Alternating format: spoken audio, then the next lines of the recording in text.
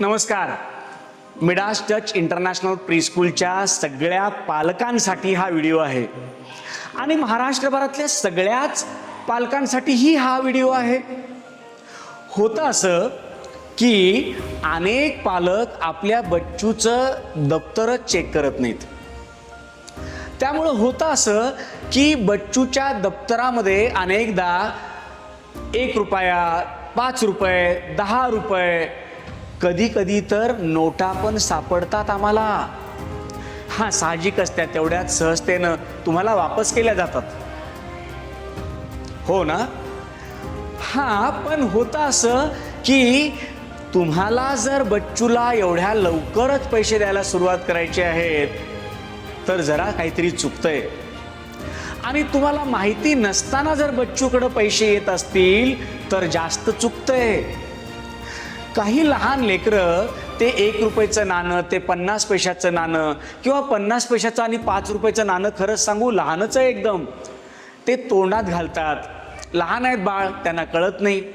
आणि होतं असं की एक शिक्षिका त्या वर्गातल्या कितीही लक्ष द्यायचं ठरवलं तरी सुद्धा त्या बच्चूकडं ते नाणं काढून त्यांच्या तोंडात घालतोय की काय नाही हे इथपर्यंत होत नाही. तुम्ही म्हणाल का होत नाही, लक्ष द्यायला पाहिजे. असं नाही.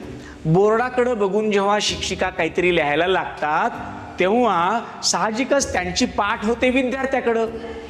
आणि याच मोमेंटचा जर फायदा घेऊन विद्यार्थ्यांनी काही गोष्टी तोंडात टाकल्या तर काय होईल, म्हणून माझी रिक्वेस्ट आहे.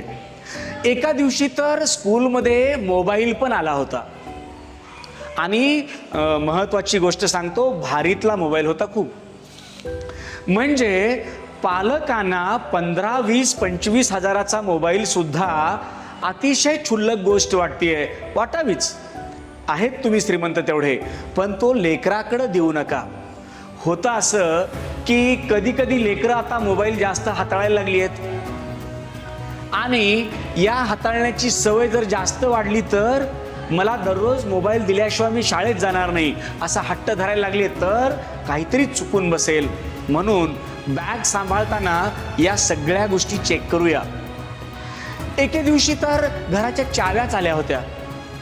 मग ह्या चाव्या घेण्यासाठी ते पुन्हा घरभर शोधले पहिले तिकडं, काय ते शोधायचं ते तिकडं. आणि त्याच्यानंतर त्यांना आठवलं की शाळेत आपण बघूया बच्चूच्या बॅगमध्ये. मग बच्चूच्या बॅगमध्ये बघितलं गेलं तर चाव्या तिथेच होत्या. अशा सगळ्या गोष्टींची यादी मी सांगणार नाहीये. अशा अनेक गोष्टी ज्या मातावर्ग सहजतेनं इकडून तिकडं कॅरी करत असतात, जाता जाता किंवा येता येता लेकराच्या बॅगमध्ये टाकतात आणि ती बॅग घेऊन जातात घरी. तशीच बॅग जेव्हा दुसऱ्या दिवशी येते तेव्हा आमच्याकडून जेव्हा चेक होतं तेव्हा मात्र अशा काही गोष्टी सापडतात. मला खात्री आहे दररोज सकाळी बच्चूला जेव्हा शाळेत पाठवाल तेव्हा त्याची बॅग चेक करा. बॅगमध्ये अशा काही गोष्टी जर आपल्याला आढळल्या तर कृपया घरातच काढून घ्या. 2 फायदे होतील.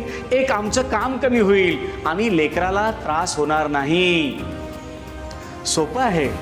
आणि मला माहिती आहे की आपल्या सगळे पालक अतिशय सुजाण आहेत, चांगले पालक आहेत, हे माझं भाग्य आहे. पण राहवत नाही म्हणून तुम्हाला हे सांगितलं. धन्यवाद.